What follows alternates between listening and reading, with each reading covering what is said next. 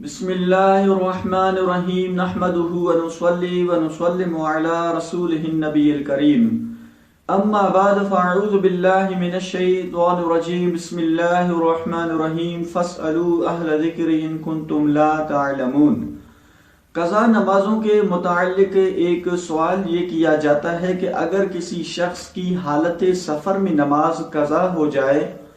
تو اب اس قضا شدہ نماز کو سفر کے علاوہ یعنی حالت اقامت میں پڑھنا چاہے تو اس صورت میں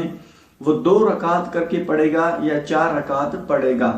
یعنی کہ کسی شخص کی سفر کی حالت میں نماز قضا ہو گئی تو اب اس نماز کو بعد میں اپنے گھر میں پڑھنا چاہے حالت اقامت میں تو اس صورت میں وہ 2 رکعت کر کے پڑھے گا یا 4 رکعت پڑھے گا۔ دیکھیں، جو نماز جس حالت میں فوت ہو جاتی ہے تو اس کی قضا بھی ویسے ہی پڑھی جائے گی۔ تو اب چونکہ حالت سفر میں ہم پر یہ لازم اور ضروری ہوتا ہے کہ جو 4 رکعت فرض نمازیں ہوتی ہیں ان کو ہم 2 رکعت کر کے پڑھیں، تو لہٰذا اس کا جواب یہ ہے کہ اب چونکہ جو نماز ہم سے اس حالت میں فوت ہوئی تھی جب ہم پر 2 رکعت پڑھنا یہ لازم اور ضروری تھا، تو اب اس نماز کی ہم قضا پڑھنا چاہیں حالت اقامت میں سفر کے علاوہ تو اس صورت میں ہم 2 رکعت کر کے پڑھیں گے، 4 رکعت نہیں پڑھیں گے۔ اگر 4 رکعت فرض والی نمازیں جو ہم سے قضا ہوئیں تو ان نمازوں کی قضا ہم سفر کے علاوہ حالت اقامت میں پڑھنا چاہیں تو 2 رکعت کر کے پڑھیں گے۔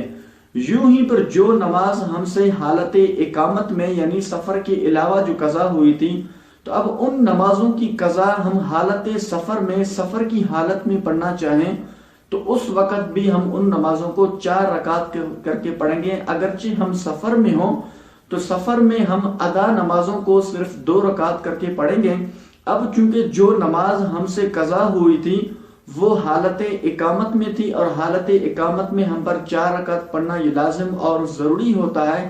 تو اس لیے حالت اقامت میں جو 4 رکعت والی فرض نمازیں ہم سے قضا ہوئی تھی ان نمازوں کی قضا ہم حالت سفر میں پڑھنا چاہیں تو اس صورت میں ہم 4 رکعت ہی پڑھیں گے۔ اسی طرح پھر اس میں عذر کا اور بیماری کا اعتبار کیا جاتا ہے، یعنی جس وقت جو نمازیں ہم سے قضا ہوئی تھی اس وقت ہم کھڑے ہو کر نماز پڑھ سکتے تھے، قیام پر قدرت رکھتے تھے۔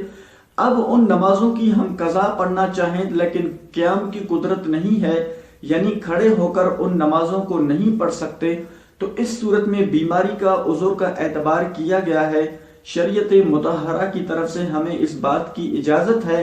اب اگر ان نمازوں کی ہم قضا پڑھنا چاہیں لیکن بیٹھ کر پڑھ سکتے ہیں، کھڑے ہو کر نہیں پڑھ سکتے، تو اس صورت میں ہمیں بیٹھنے کی اجازت ہے۔ ہم ان نمازوں کی قضا جو ہے وہ بیٹھ کر بھی پڑھ سکتے ہیں، اس میں کوئی حرج نہیں ہے۔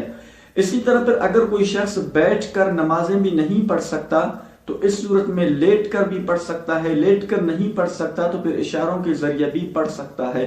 لیکن بلا وجہ بغیر کسی شرعی مجبوری کے آپ قضا نمازوں کو بھی بیٹھ کر نہیں پڑھ سکتے۔ اگر کوئی مجبوری وغیرہ کوئی ایسی بیماری لاحق ہے